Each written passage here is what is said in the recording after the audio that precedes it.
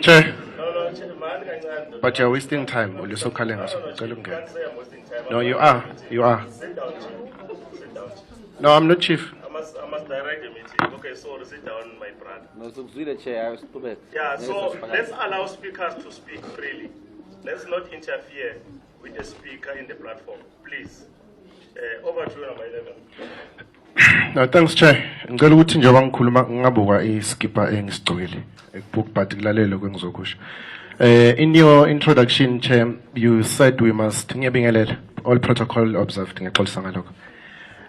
I think you said we must not be political. I think in mistake or treasure ukhulumay wakathabet.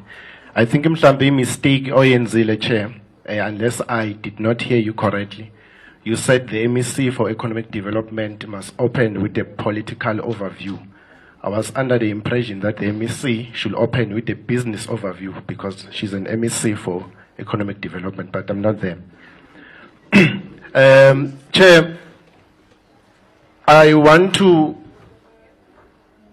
I think, or I will believe that economy evolves in a globalized environment, and our decision must be informed by what is happening globally. We are in Mkondo, dominant. I will say there are three sectors that are more dominant, which are continuous. It's mining and forestry.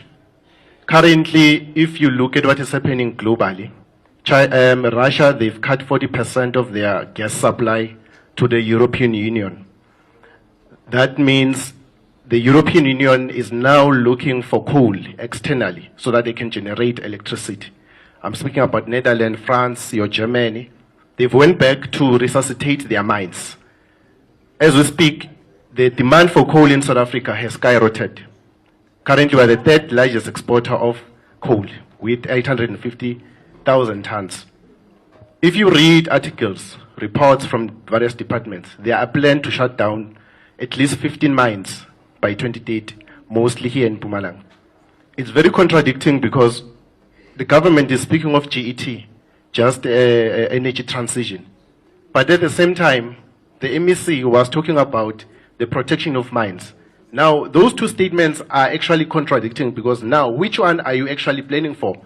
Looking at the sustainable development approach. Because when we speak of the mining sector in Mkondo, you should be saying because there is a higher demand as we speak because of the war between Russia and Ukraine. Therefore, while there's a high demand, let us prioritize emerging miners. You spoke of MEGA. There's IDC. We will have appreciated IDC to form part because, as I'm saying, that our policies must be aligned with the global world. We must not be speaking in isolation. Ucheplapa just spoke to say, why do we have a price petrol? But I think but I want the MEC to strictly give us a confirmation what will happen with the mining sector in Mpumalanga for the next 7 years.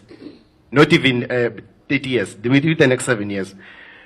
Chair, I was of the view that currently we have Sanral, which is a state agency. They should have came here. Currently, there is no bigger project in this municipality than the one that is being undertaken by Sanral. We should have given, the budget given to Sanral, let us be realistic. It should be we should be in a position to say it will reduce our unemployment rate by so much and increase our economic growth by so much. If I were to ask the MEC, MEC, how many jobs are created by Sanral? What is the economic rate as we speak from Mpumalanga as far as Sanral is developing that road? Lastly, Chair, I want to check as far as the spheres of government are concerned.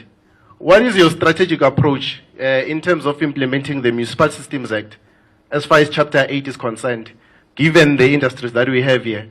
For instance, the Municipal Systems Act does give municipalities the privilege to establish its own entities so that they can generate revenue. But you must be in a position not to always come here when you want to hold the municipality accountable. But what are your assistance to the municipality to make sure that Chapter 8 of the Municipal Systems Act is fully implemented? I know what implement the Municipal Systems Act, mawenza ama debt collection, cishe labantu case lapha election. Ngiyabonga.